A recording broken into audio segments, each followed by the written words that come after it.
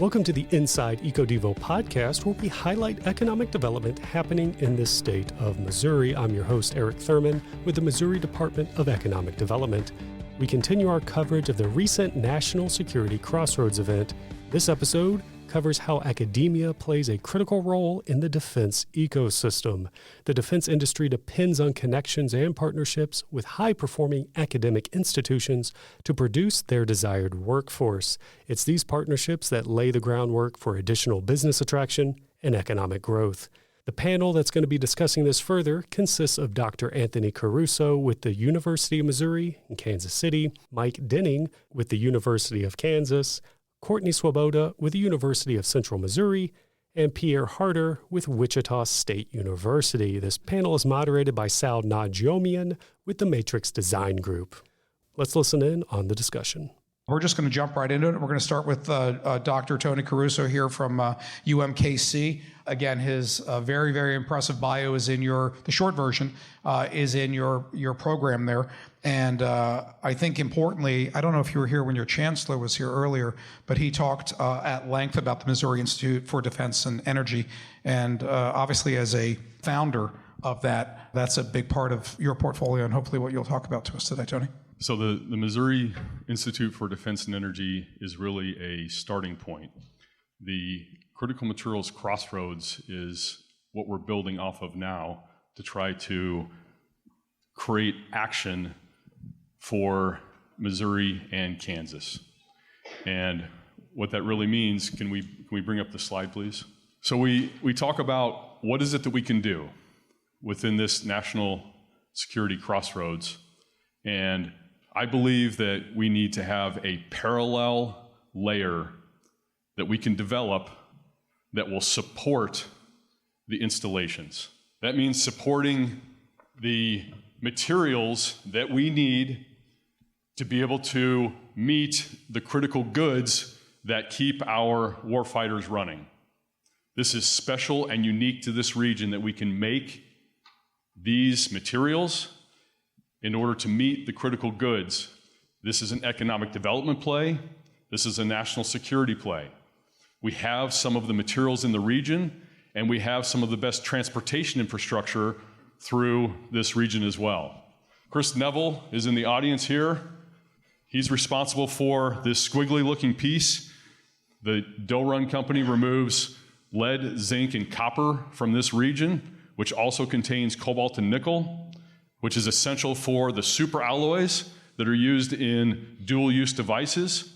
So whether it's a commercial plane or it's a military plane, we have to have those materials. Today, we're receiving over 90%, we're importing 90% of our refined materials from the Chinese, okay? And the other 10% are coming from other nations outside the US. We don't have that capacity within the US anymore. Reshoring or onshoring that capability is critical. And being able to have batteries, whether it's Eagle Pitcher in Joplin or Randy Moore, who's, I believe, here as well from Acer Technologies, who's trying to bring forward a nickel-zinc battery for submarines. All of these are needed, and I'm happy to answer questions and don't want to take any further time on this. I'm going to ask a follow-up, actually, while you're holding the mic. On the top of your side, you say reestablish. Historically, was the region doing that and then gravitated away from it with offshore and now back again? The region has been home to materials overall, but the really sad part for the U.S. is that we have completely hollowed out our defense industrial base and our industrial base. We have offshored since 1978, since Deng Xiaoping provided the opening up policy. We began to offshore the manufacture of those goods that were low value add. Anything that was a crappy job, a toxic job, something that didn't pay very well, we sent that over to the East Asians. And in turn, that raised the economic prowess of the entire world. We saw many benefits from doing just that alone, but we went too far. And today it's hollowed out to the point where we can no longer guarantee that we can get those materials for our basic operations. And part of what we're seeing with the new administration is to be able to set us up for success in those areas. And so we have all of the stars ready, and we have to align them. And it's really a question of whether this group is going to do that coming out of this meeting, or whether we're just going to go back to our regular busy jobs and not move forward. And so I want to be a champion for this. I want to answer questions for this. I want to help coordinate these things, and it's going to take all of us to do this. That closing line, especially, Dr. Caruso, this is an action plan. And again, without it, it's just another study that'll sit on the shelf. So love that imperative. Okay, well, let's move over to Mike Denning. Mike's from University of Kansas, and he is the Assistant Vice Chancellor for National Defense Initiatives. Thank you, Sal. For the group, if you looked at your panel, the program, you see it talks about academia and why academia leads. And specifically, it focused on technology development and workforce development. I would like to add a third line of effort, and that is building healthy communities. And if we do that, we add that third line of effort, we get to what KU's mission statement is, and that is we educate leaders, we build healthy communities, and we make discoveries that change the world.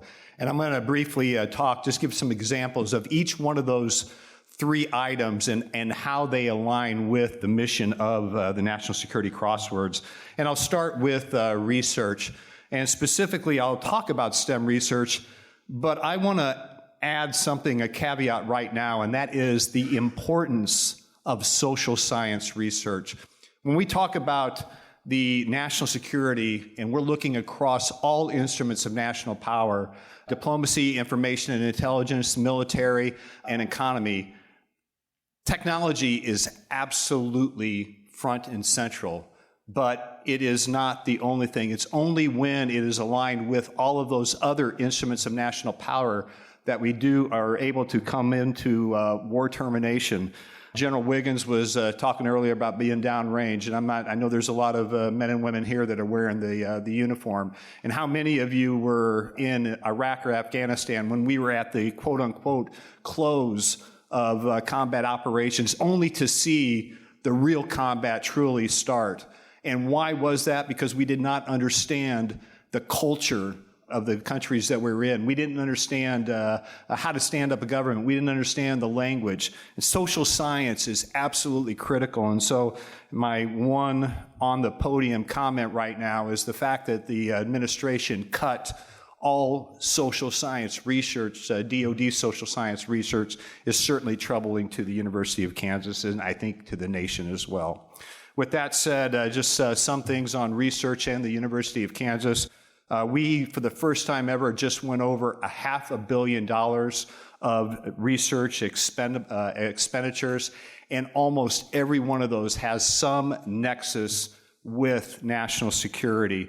And I want to specifically talk about an area that I think makes KU unique with respect to that research, the nexus between research and national security, and that is a capacity that we have on our West Campus, which is the KU Innovation Park.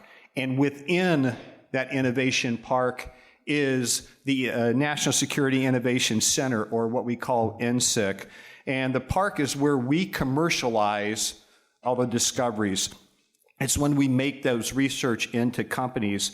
One of the distinctive features, certainly for all of the industry partners out here, is the fact that it is the entry point for the university for you to be able to make connections with KU researchers and students. And we've got 50 startup companies that are in with that research park right now, and we've got an overall 74. And so there's a delta there. Well, that delta are large companies like Garmin, like Burns & McDonnell, like ADM, and Panasonic is going to be opening a facility there very soon as well. And why is that? So to be able to get to KU researchers and students, that future workforce development. We currently have 7,000 square feet of classified research capability in the Western Kansas in that KU Innovation Park. And phase 4, we're going to be opening up in a couple years 80,000 square feet of additional space that is going to be focused on cybersecurity as well as materials engineering and remote sensing. And that's going to be about 250 jobs and over $23 million of direct annual income. I also want to talk a little bit about our medical research as well as our energy research. General Wiggins talked a little bit about the hydrogen hub, and that is something that is at the University of Kansas is partnering with companies across the region to be able to look at ways to harvest as well as store hydrogen. And we're in current conversations right now with the Air Force Research Office to take the next step on that. With respect to the healthy communities, and I want to briefly mention KU's Cancer Center. We are one of only less than 60 National Cancer Institute designated comprehensive cancer centers in the nation, and that is significant for this region because it brings in funding from the National Institute of Health, but also from the DoD's Congressional Directed Medical Research programs. KU Medical Center also has expertise and centers of excellence with Alzheimer's disease, kidney disease, diabetes, and aging. The second part of the university's mission I want to hit is educating leaders. That is, for you all, that is the workforce development that you're looking for. And we've got academic centers of excellence across national security. For example, a national security agency recognizes KU as a center of academic excellence for both research and education. The Office of Director of National Intelligence recognizes KU as a center of excellence for education and research for the future intelligence community workers. DoD recognizes KU as a defense language training center, one of only 13 in the nations that provides language training for units across the nation that are getting ready to go down range. The third part I want to talk about, that third mission, is the university's mission with building healthy communities. And just one quick note on building healthy communities. If I had to, I know the men and women in the uniform are going to know this, but for the rest of the folks, if you had to take a guess about what the percentage of our high school youth that are unqualified to enter into military service without any type of waiver right now, I'd be interested to think what you'd say. If you said 70%, that would be about right. Building healthy communities is absolutely critical, not only for the future military, but also for the workforce that is going to be supporting this effort with the National Security Crossroads. And within KU, we have one thing, and I know that Central Michigan is going to be talking about this Central Missouri is going to be talking about this as well, and that is how we support our veterans that come to the university. We have 2,200 military-affiliated students that arrive at KU, and those are the best workforce that could come to your individual companies. But they would only be that best if they succeed in academia, and that's what our military-affiliated student center does. It provides a solid landing spot for that first year. It makes sure that they transition through the university, then it sets them up on a job afterwards. And I'm proud to say that KU is ranked currently within the Tier 1 research universities. We were ranked 5th nationally out of 1,800 schools that took that survey for the support that we give our veterans that are coming back to the university. Those are the main things that I wanted to hit, but I'll just say in closing that KU is 100% behind this effort because we see it aligns perfectly with our mission. So thank you. That was great. Thank you very, very much, Mike. I appreciate that. Stepping up to the plate now, and she was called up from AAA. She was not originally on the program, but she was ready for the show, though. Courtney Swoboda is joining us, University of Central Missouri, not Central Michigan. They wanted to be here, but we said no. No Wolverine-type people in this audience. Director of Military and Veterans Services, and I think unlike anybody else, and I might be wrong here, but Courtney actually has 2 bosses that are in the audience today, and I'll let her elaborate on that. We don't have her bio, so I asked her to spend a little bit more time to explain a little bit more about what she does. Absolutely. Thank you guys so much for letting me be here today. So I'm with the University of Central Missouri. I work in our Military and Veterans Services Center. I've been with the university for 8 years, but I'm also in the 442nd out at Whiteman Air Force Base, so Colonel Leonis is up there. So yes, great to be here. I'm kind of bringing a different dynamic, I think, to the group because I'm really going to talk about support services. There are a lot of things that our service members and their families go through in general, point blank. And then to add academics to it, I had talked to a service member the other day, and he came up to our table and was like, yeah, I enlisted in the Air Force, and now I'm being told I have to go to school too. And I enlisted because I did not want to go to school. So, there's just a lot of things that these service members go through. We were ranked number 3 in the nation for military friendly this last year. We are very proud at UCM for what we do for our service members and their family members. We're ranked number 15 by Military Times by Best for Vets. So I could speak volumes. People ask me all the time, what do we do in the center? We do everything. We process VA educational benefits. We process military tuition assistance, federal and state.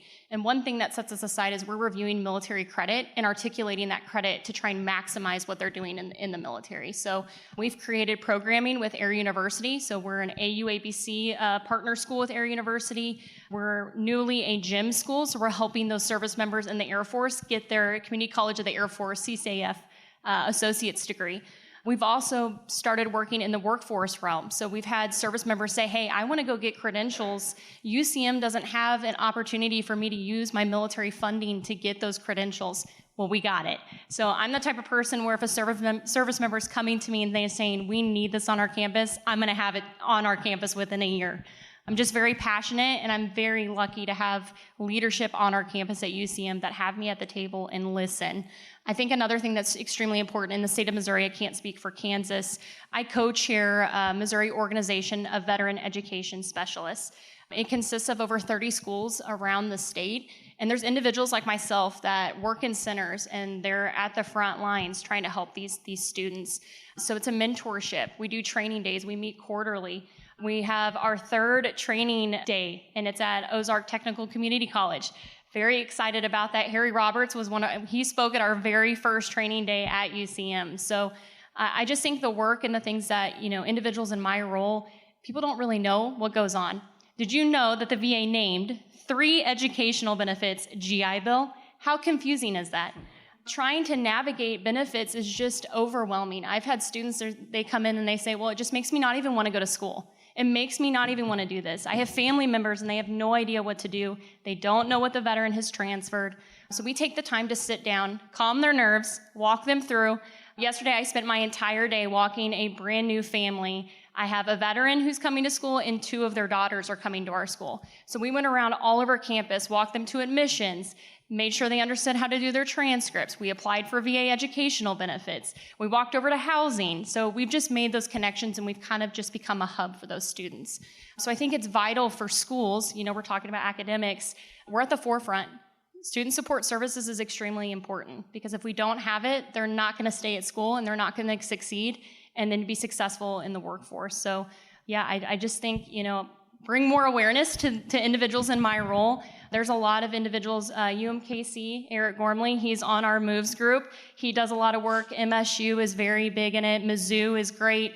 So it's nice to be able to collaborate with our peers across the state and advocate.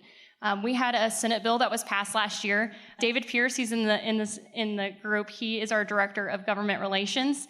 It's going to impact our National Guard members in the state of Missouri. So MOVES, they stepped up. We read through everything, and we came to the table with the bill sponsor and said, hey, we don't like these things in this. And he came back, and he was like, wow, I was not tracking that this was a group and that you guys are reading through it and advocating for students. So it's just nice to be able to help and read through things to help support the service members and veterans. So, Courtney, you can't hide your passion for this space. It's infectious. I'm going to ask you a follow-up question as well. If you said this, I apologize, but I didn't hear you talk much about military spousal education and training and certification. And I think you're designated as a military-friendly spouse school as well. Here's the genesis of my question. And I don't remember if it was the general or Mr. Roberts made a comment earlier about that untapped network of the military spouse. I'm editing a white paper for Association of Defense Communities that talks about the importance that the spouse plays in this ecosystem. And I'm going to misquote the number, so please keep this out of the press, but national unemployment, 4.5%, 5%. Spousal unemployment, 27 to 30%.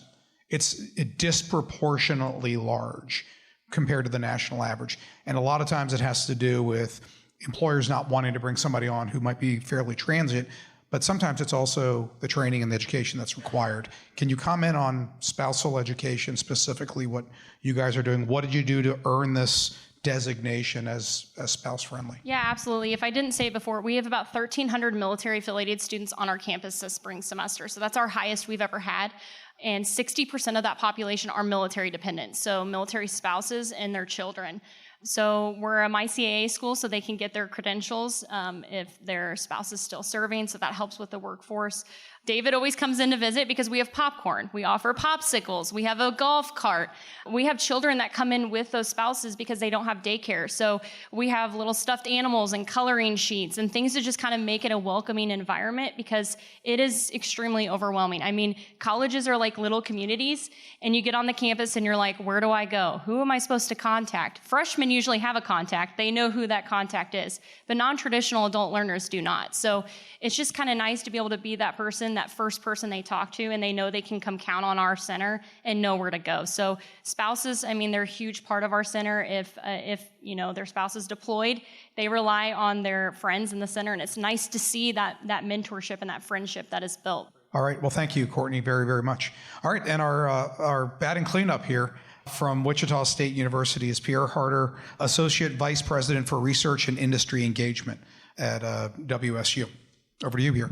Thanks, Sal. So put some notes here because I wanted to make sure I didn't butcher the line from the action plan or the report that you guys put together that really stuck out to me, and it's something that I want to talk about today. So talking about workforce analysis and the action plan, a couple points that really stuck out to me were that you stated our region is struggling to replace defense industry workers such as machinists, fabricators, and inspectors and testers, and that we have shortages in internships and apprenticeships. So I wanted to talk a little bit about, you know, how we're going after that at Wichita State. And I think when you guys came, somebody in the group said, you know, I had no idea that we're doing this in Wichita.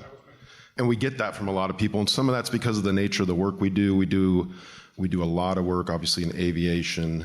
We do quite a bit for the DoD, and we're number one in the nation for industry financed aerospace research, and we actually took over the title for total aerospace research, number one in the U.S. for a university as far as research expenditures go. But because we do so much for the industry, and those are, you know, it's proprietary work, I usually can't talk about the customers. A lot of people don't hear about us, but I can talk about it in generality certainly today. So how we go about addressing those workforce shortages are through the type of research we do, applied research mostly at Wichita State, very little basic research, really going out, looking at problems that our customers have and providing solutions for those, and then providing what we like to call applied learning at Wichita State. And really what that is we're giving students the opportunity to work on those industry problems with us. Oftentimes we place them in with our industry partners, but a lot of them work in our labs as well. So we've got, for instance, the largest research institute we have is the National Institute for Aviation Research. We've got about 2,000 people there. About half of those are full-time researchers. The other half are students. And it's more than a typical internship or co-op. You know, they're not just coming in for the summer and working. We're a lot of times we're hiring straight out of high school even, but you know, hiring in freshmen, and they are with us their entire college career, and they're getting paid for that activity, but they're getting to take what they learn in the classroom and they apply it directly on to solve problems. And we find that helps with retention in a couple different ways. One, the retention, the mental retention of the theories, because they get to apply them directly and see how it works. Oh, that's why I'm taking Calc 3. And they push through those. But we think it also helps with just retention of the students as well, because they get to see that they push through those hard classes because they know there's an end there. They can see how they can see themselves in a future job, either with one of our industry partners or working directly with the military in a variety of different roles. So that applied learning really gets bolstered by the applied research. So I mentioned NIAR. We do a lot of work for the DoD. So we did as a university, we did almost $400 million in research last year, but over $300 million of that was aerospace. And it's a variety of different labs. We do, for all the different forces, we do work. A couple examples that we do, one of our largest programs called the Digital Twin Project. So we have all these legacy aircraft and now ground vehicles as well. So think F-16s, B-1 bombers, F-18s, these things that have been around for a while, but are going to be around for an even longer while. And all of those aircraft were designed mostly before the advent of 3D modeling to help the government kind of control its own destiny as far as part shortages go, obsolescence, those type of things. We bring those in, and we've got over 100 students that are reading the drawings, the 2D drawing, and then they convert that into 3D models. And then another team brings in the full aircraft, scans it, takes it apart, and again, a bunch of students helping in this work too, and all the way down to each individual piece part, and we combine all that together to create that digital twin for the government. So really powerful in what that can do for workforce. And it's not just engineers. We've got all of our different colleges across the university are represented within that pipeline.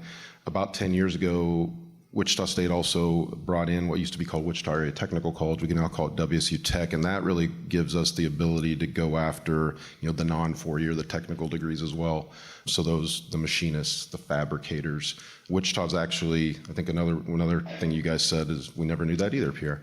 We're number one as far as the top 100 metros in the U.S. as far as percent of jobs for manufacturing. So we know how to build stuff, not just airplanes.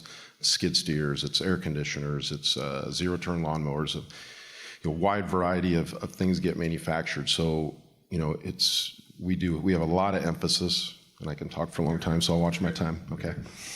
A lot of emphasis on manufacturing and then all the design that goes into those products, obviously, that are being manufactured. So some of our labs do a lot of work in materials research. Over the last several years, we've built up a pretty large capacity in additive manufacturing and other advanced manufacturing things as well. But a lot of that focuses on those 2-year credentials and even less. So we pump out welders out of WSU Tech. We do machinists. They go to huge machining program, A&P mechanics. So really a focus across the spectrum because that's what we listen to our industry partners and we try to tailor those programs to what they need. So maybe I'll end on one of our more recent activities. So we have a new building going up on campus called the Hub for Advanced Manufacturing and Research. So this was, we got about $60 million from Department of Commerce Economic Development Agency, and then we coupled that with some state money and some of our own internal funding investment to create this 160,000 square foot facility. It'll be operational. We'll move in after Halloween this year. But it's really to focus on 2 things. So one, we know that there's hundreds of machine shops and other sub-tier suppliers that support all the aviation business in Wichita and in Kansas in general, and they're really good at what they do. They machine highly complex parts, some of the most difficult things to build out there, and certainly a high safety standard. But a lot of those, they're not big primes, so they don't have their own R&D department, so they don't have, the investment to put into, okay, how do I look at these new Industry 4.0 type of technologies, whether it's robotics, whether it's 3D printing, whether it's industrial Internet of Things, all those type of things that fall under that Industry 4.0 bucket. So we said we need to help them. We need to help them bring them into Industry 4.0. So we're building this to help upskill the regional workforce, so that those people that are NC machinists today can train on how to become an additive manufacturing person, for instance. But we're also doing, so we'll have about $50 million worth of advanced manufacturing equipment in there. It's not just 3D printers, printing the part is only half the battle. There's a lot of post-processing that goes with it afterwards. So it'll be all, through the entire manufacturing line for what it takes to bring additive manufacturing into place. It'll also have smart manufacturing technologies, Industry 4.0 type of technology. So all that training also provides the foundation to kind of bring all of our Industry 4.0 type of technologies and research that we do into that building as well. So it'll be a hub for that applied research and solutions for our industry and defense partners, and then providing those applied learning activities not only for the students that are in the university, but maybe even more importantly, especially for this group, is all the folks that are in the region that they need that upskilling into that new technology, so that we can do things like Tony said, is let's reestablish in this industrial base and to bring back those jobs that were offshore that were oftentimes, they were on episodes of Dirty Jobs, right? We need to insert some new technologies to make them safer, to make them cleaner, people will want to work on, something that's maybe work with the robot rather than, go directly mine the material themselves. So let's get those jobs back here, and let's make sure they're safe and there is value added into them. I love the way you circled that back to how Tony got us started. I don't know if you noticed for a second, I blacked out. You said Calc 3, so I didn't hear about 10 minutes of what you said. I had some horrible memories. In fact, I liked Calc 3 so much I took it twice. So, all right, so let's see, what do we have here for questions? We have 10 minutes remaining for questions. I'm going to try something new here, because some of you are like locked into your seats right there. I think the acoustics in here are enough where you can just stand up at your seat, I'll acknowledge you, and you can ask a question without coming all the way down to the microphone. So I'll put my glasses on so I can actually see the audience if somebody has a question. Yes, sir, right here in the middle. Hey, so Adam Lowder with the National Institute for Deterrence Studies. And most of my career, I was a professor and dean in professional military education, taught out at SANS at Fort Leavenworth. And so one of the things that my organization has done is we primarily support Air Force Global Strike Command, and we've worked to develop degree programs that we've then gone out to civilian universities, University of Nebraska, K-State, LSU, Louisiana Tech, and we found it virtually impossible to work with the university to create a bachelor's degree completion program in, let's say, defense studies. It's been almost impossible. Or a master's degree in nuclear operations. And what we found is that you'll have some level of support. So like at K-State, we got up to the dean. We had department support, got to the dean said, that's not what we normally do, and then it died. And we've sort of had this experience multiple places. And so there's a lot of professional education that is really relevant and useful that organizations might want. And what we found is because of the way universities are organized and structured and the way in people's rice bowls, that it's hard to get them to do non-traditional things. And so, of course, I'm glad to see you're doing lots of non-traditional things, but there's just a lot more out there that, the student, the military has 500,000 students, potential students.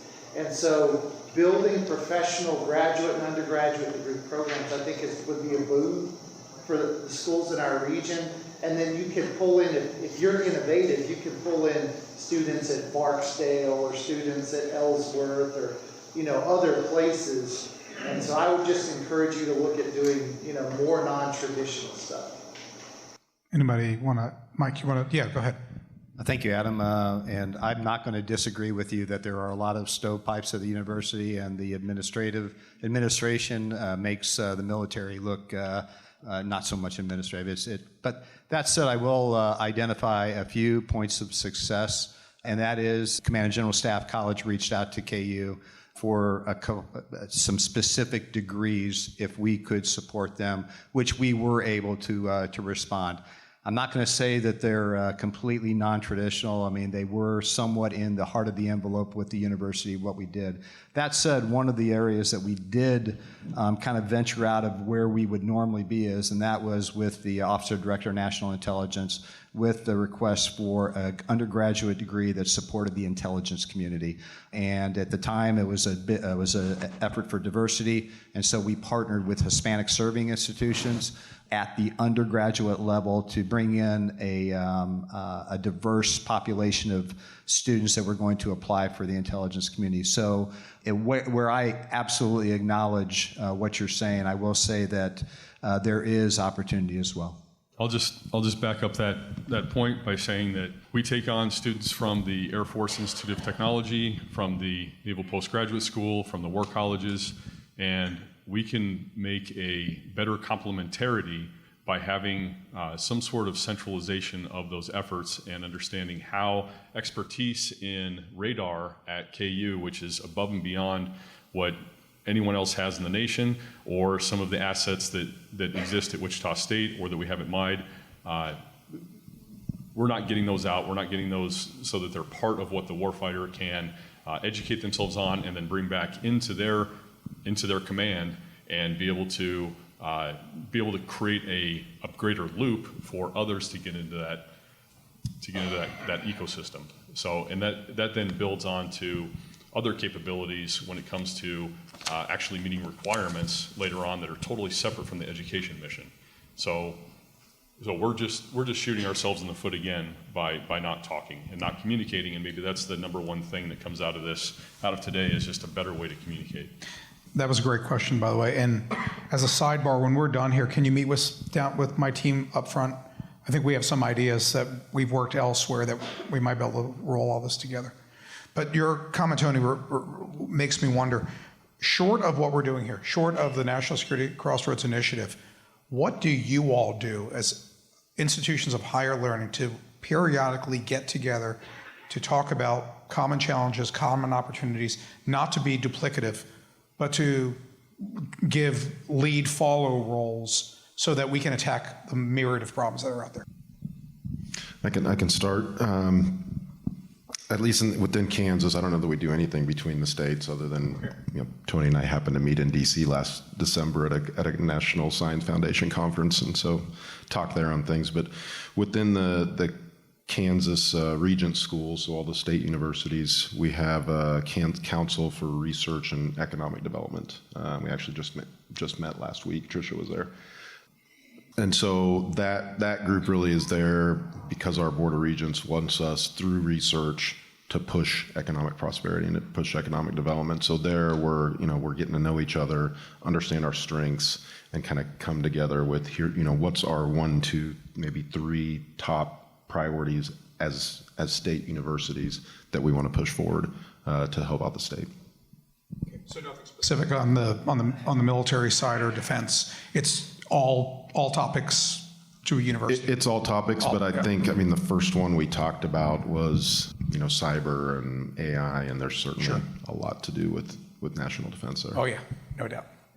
Any other comments on that? The only thing I would offer is for Kansas, General Wiggins hosts the Governor's Military Council, which all academia is represented there. So that is a forum in which we can collaborate, albeit probably not specific to the degree that you're referencing. Yeah, there's certainly an opportunity here, I think, as we continue to peel this back. Okay, yeah, Tony. For the Critical Materials Crossroads effort in particular, Pitt State, Wichita State, Kansas State, KU, Missouri S&T, Lincoln University, Mizzou, and UMKC are all working together now, as well as UMC, on trying to get these efforts off the ground at the Vice Chancellor for research level down to individual investigators. So we're pulling that all together, and despite having chancellors or presidents that tell us to be selfish and to continue to work in our own stovepipes, I'm trying to break across that and just continue to work. We're also seeing support from Senator Moran's office, from Senator Graves' office, from Congressman Graves' office, from Senator Schmidt's office, to be able to do things across state lines that we have not seen before. That's fantastic. That's really encouraging. I'm looking up into our audience. Yes, sir, in the back. Sure, for Dr. Caruso and actually the panel, what can Missouri and Kansas do? I know that you need federal support to change some of the rules and regulations to critical mineral harvesting and smelting, whatever. What can Missouri and Kansas do to help your efforts specifically? There is a symbiosis that can exist between Kansas and Missouri. If we are to pull nickel out of the ground, out of southeast Missouri, refine that material, that then goes into an alloy or ingot producer, that then goes into a casting company that makes a turbine engine fan blade that then goes into an engine in Wichita. That's one line of 20 that we can have across state lines where each is adding value to the other. And I think establishing what each of those are and creating an action plan for private funding to come in is the way that we're going to move forward. I have no faith right now that we're going to receive any federal funds on the subsidy side like we did during the Biden era. And as we tighten our belts on the back end, only in the case that you would have something that is a defense-only product like energetics are you going to see big Defense Production Act or other types of funding like that. Everything else, we need to go to private equity and private debt in order to stand up the facilities and to be able to stand up the capital equipment to get these off the ground. Establishing operations through an enhanced use lease at the Lake City Army Ammunition Plant or at Whiteman or in Wichita or at Riley are all on the table as well, and there are advantages to doing that outside of commercial real estate, and there are advantages vice versa. This goes way beyond. I'd love to have a drill down meeting where we can really get into the details of this. This is our first of many, many meetings that I think are going to have to occur. Other comments on that subject? He's the pro. Okay. How about a big round of applause for our academic panel? That was the academic panel of the recent National Security Crossroads event. Stay tuned for the next episode, which will cover economic and workforce development as it pertains to any defense ecosystem. And if you haven't already, be sure to subscribe to the Inside EcoDevo podcast where you can stay up to date on episodes just like this one. Thank you for listening.